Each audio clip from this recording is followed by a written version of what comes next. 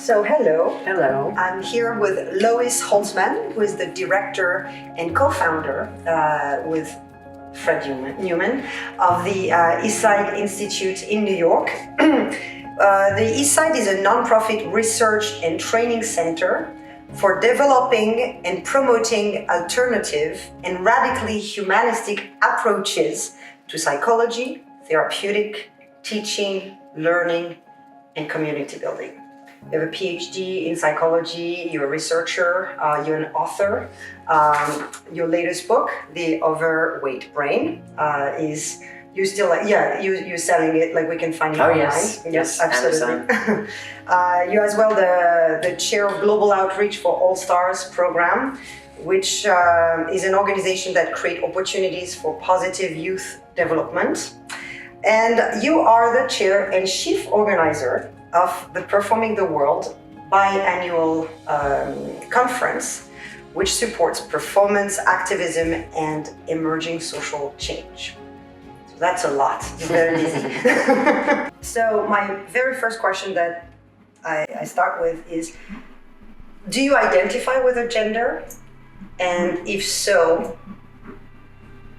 explain why. Do I identify with the gender? I don't particularly identify, period. So it's a hard question for me. I am of a gender. I am a straight woman. I don't take that as an identity. And I mean, I'm a million other things, right? I'm of a certain age, etc.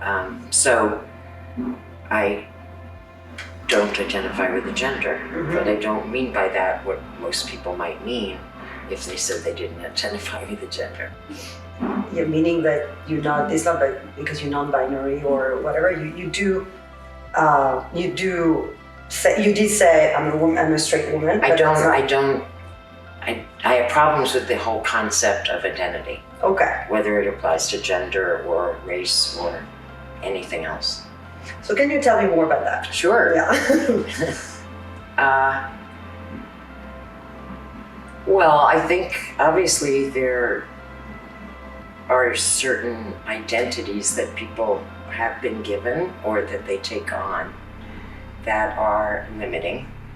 And those very same ones can turn out to be liberating, or they can start out liberating and then they become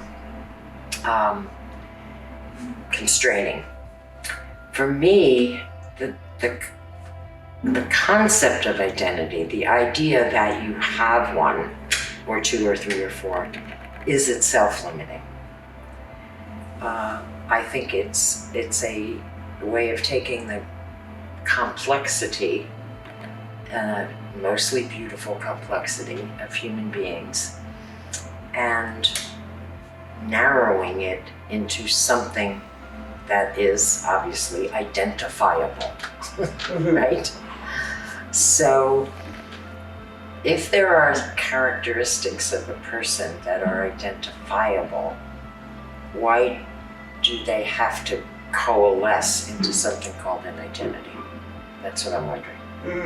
Okay, so the characteristics of both of us is female, whatever our preferred gender and activities in the world are. But at the moment, we are definitely perceived from our hair to our clothes as female.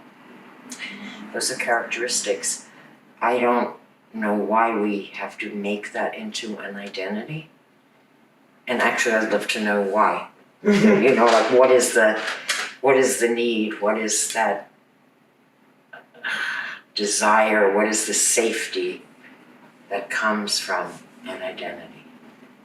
It's interesting because I'm still processing, and I wonder if that comes from the idea of oppression and the fact that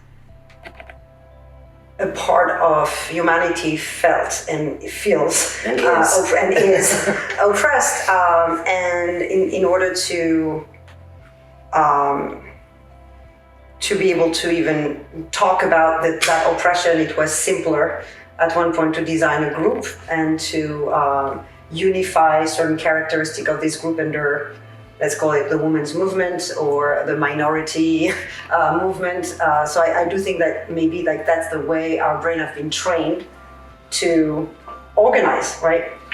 Well, I'm wondering if everything in history could have happened, and indeed much of it did, without there being such a thing as identity politics. What is identity politics and what's going on today with it, or why is it an issue or a limitation, let's put it this way? Well, the way politics in the United States works anyway is that you have certain identity groups that then the politicians either want or do not want their support. Mm-hmm.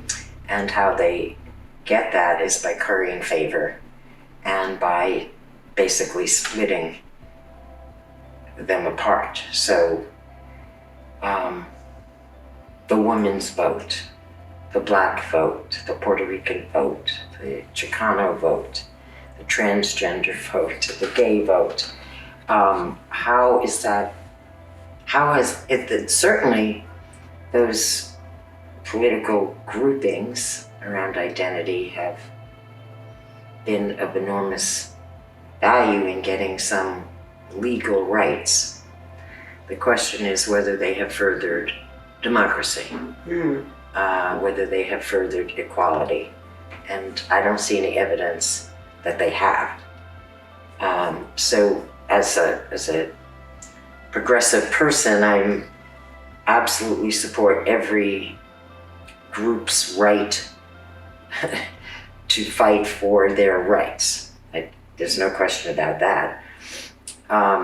And that's severely limited unless we all get together and imagine and work towards and find ways to create a world in which those identities are irrelevant.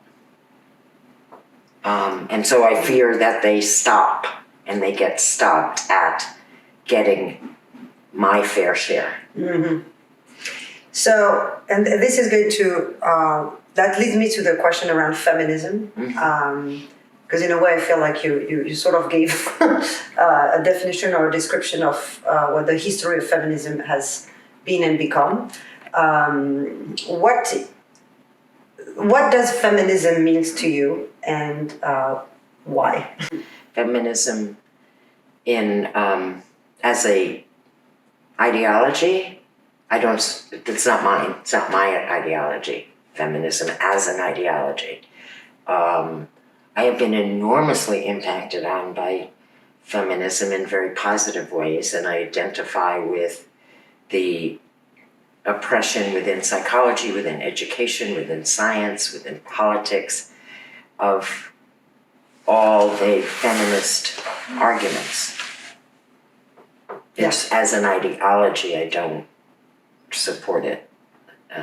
I don't support any ideology, actually, at all, because I think it's authoritarian. So to the extent that feminism might veer on authoritarianism, except it's not patriarchal authoritarianism, I don't support that. Mm-hmm. But certainly feminist ideals and feminist notions and feminist political fights I support.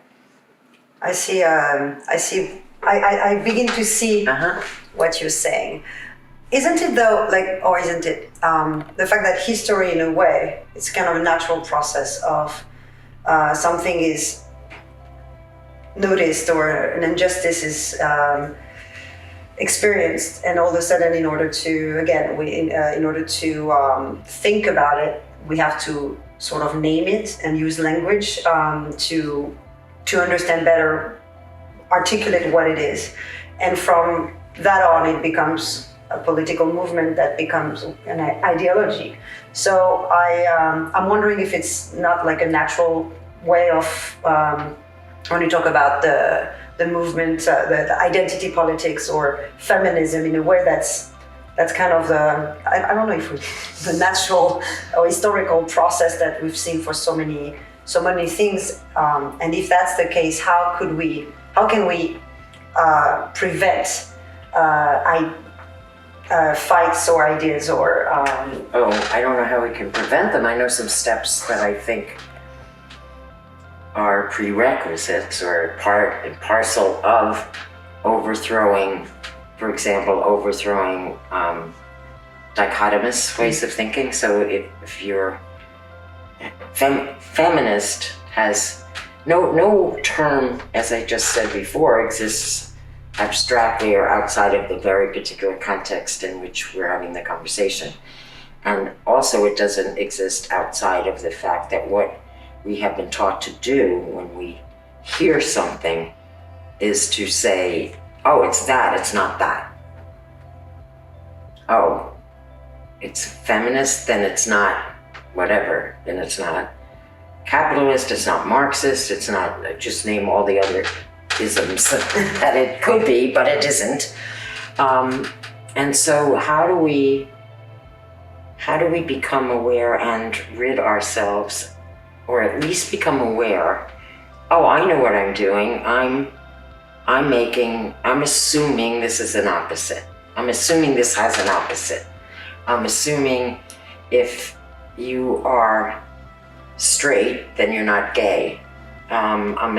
There's all these assumptions in how we have been socialized to think. Mm-hmm. So we need to break out of those ways of thinking by, in my words, performing other ways, by playing with the gender labels, by playing with all these ideologies. The thing is, they become, as you said, maybe they were a necessary part. And Kwame Appiah, the philosopher who writes an ethics column in the Sunday New York Times Magazine every week, and is a very incredible scholar, talked about identity play as a step for Black youth, I think in particular, to take, that you have to be able to play with identity. And to play with them, you have to kind of recognize that just because something is named, it doesn't mean you can point to it. Yes. There isn't a correspondence between the way we speak and what there is in the world. We've just decided by convention to call it that. Mm-hmm. But we forget that we all are the ones who constructed it and decided to call it that. So I was wondering, where did this rebellious spirit came from, or if you agree with this rebellious spirit, and if you can tell us a little bit of your journey as the journey of your own ideas. Sure. Yeah. Well, first, I have no idea. And I do like to think about my own and others' life trajectories as a series of